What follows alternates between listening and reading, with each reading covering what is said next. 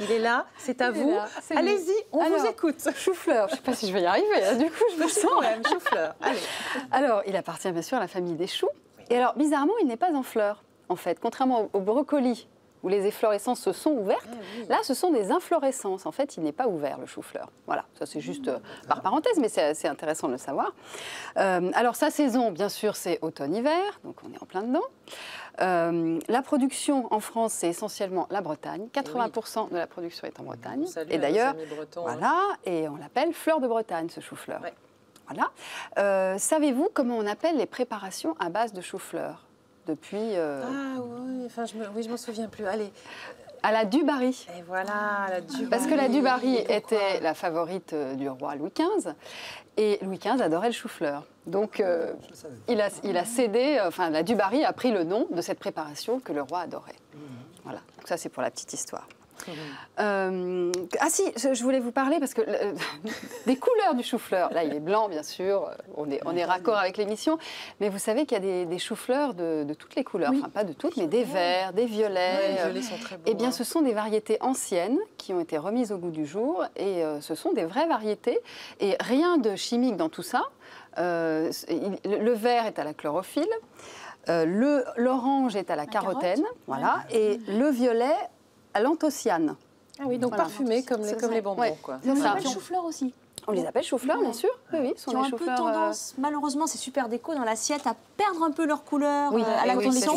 C'est bien de les cuire un peu à la vapeur. Parce qu'on peut les faire crus aussi. C'est super dans l'assiette. On va en parler, parce que le chou-fleur, jusqu'à présent, il avait un peu une réputation de plat de cantine. Oui, alors j'exagère, mais voilà. Non, c'est vrai. Peut-être que je fais une parenthèse sur l'astuce de cuisson pour éviter son odeur, parce que justement, un des problèmes du chou-fleur, c'est l'odeur qui est envahissante dans les cuisines. Et qui s'imprègne. Partout. Donc la solution, il y a plusieurs choses. Alors vous mettez dans votre eau de cuisson de la mie de pain, ou bien du jus de citron, ou encore du bicarbonate de soude. Le fameux bicarbonate qui sert à tout. Voilà, et qui enlève les odeurs du chou-fleur, vraiment. Oui, ça absorbe l'odeur. Bon, après, il y a peut-être toujours un petit fond, mais globalement, oui, mais c'est quand même... pas tant que ça. Non, ça va, c'est tout à fait raisonnable. Merci pour cette belle astuce. Voilà. Alors, une fois que ça ne sent plus et qu'on est prêt à cuisiner... Côté recette. Alors, je suis persuadée que pour vous, c'est un petit peu ringard encore le chou-fleur, non? Ça va? Non, moi, j'aime beaucoup. Non, sans plus, mais je le mange toujours de la même manière. Comment? Un gratin. Moi, j'aime bien. Un gratin, moi aussi, gratin. Mais cru avec la petite sauce blanche et puis aux ciboulettes. Donc vous voyez, cru ou gratin, il y a deux possibilités. Mais il y en a bien plus. Oh oui, figurez-vous que le chou-fleur, le chou-fleur est devenu, c'est vraiment la coqueluche des blogueuses, le chou-fleur, mais aussi des restaurateurs. Alors il y a eu plusieurs phases. Je passe juste... Par parenthèse, vous vous souvenez des petits choux, les sommités qu'on trempait dans les dips, là, les petites crèmes à l'apéritif avec les carottes et les concombres. Bon, ça, on le fait plus tellement. Maintenant, vous voyez, on le fait plus. On le fait plus. Bah alors, on peut toujours le faire, mais voilà. Et on retourne dans nos montagnes. Vous pouvez faire un taboulé de chou-fleur. Ça s'est fait beaucoup dans les années 2007. Donc ça, c'est très sympa. Oui, en 2007, c'était l'année du taboulé de chou-fleur. D'accord, je ne savais pas, je sais pas où j'étais. Enfin, c'est le début. Voilà. Et comment on fait un taboulé de chou-fleur? C'est tout simple. Vous égrenez à cru les petites sommités, les petits grains. Comment vous faites pour égrener un chou-fleur? Vous mixez rapidement. D'accord. Et puis ensuite, vous l'assaisonnez avec une vinaigrette crue.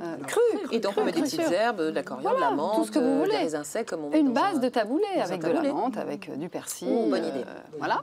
Alors, autre petite idée bien sympathique. Ensuite, vous avez une chose assez incroyable qui est le steak de chou-fleur. Tiens donc. Alors, vous le coupez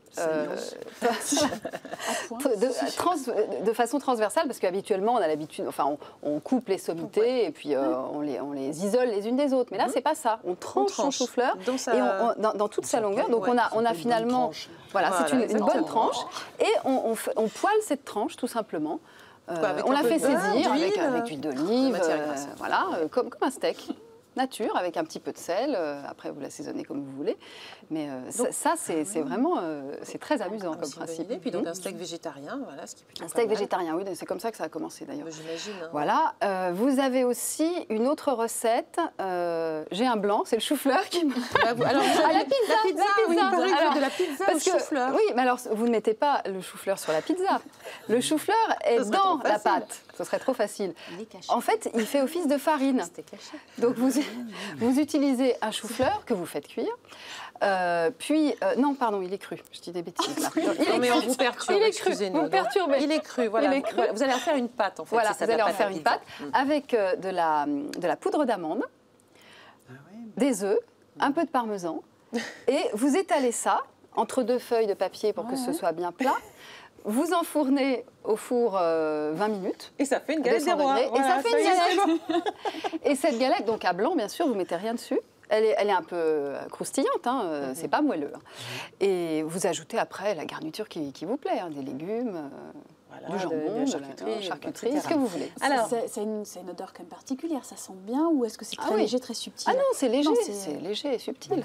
Il faut que vous nous fassiez une pizza au chou-fleur. En tout cas, si vous, à la maison, vous qui nous regardez, vous avez envie de faire cette recette, n'hésitez pas. J'ai encore une toute petite recette, Oui, tout à fait. Mais je voulais dire à nos amis qui nous regardent que bien sûr, n'hésitez pas et faites des photos et témoignez sur les réseaux sociaux. On attend de vos nouvelles. Et pour terminer, une recette de dingue. Une recette incroyable, c'est le chou-fleur cramé. Alors, il est noir. On avait un chou-fleur blanc, mais à la fin, il est tout noir. Non, vraiment, vraiment. Et c'est un restaurant israélien qui s'appelle Miznon, à Paris, dans le 4e, qui a lancé cette mode du chou-fleur cramé. Et les blogueuses ont relayé, donc c'est devenu vraiment la coqueluche des recettes de chou-fleur aujourd'hui. On fait comment en 2 mots pour alors, c'est d'une simplicité, même si vous êtes nul en cuisine, il n'y a pas de problème, vous pouvez y arriver. Cramer quelque chose, en général, c'est facile.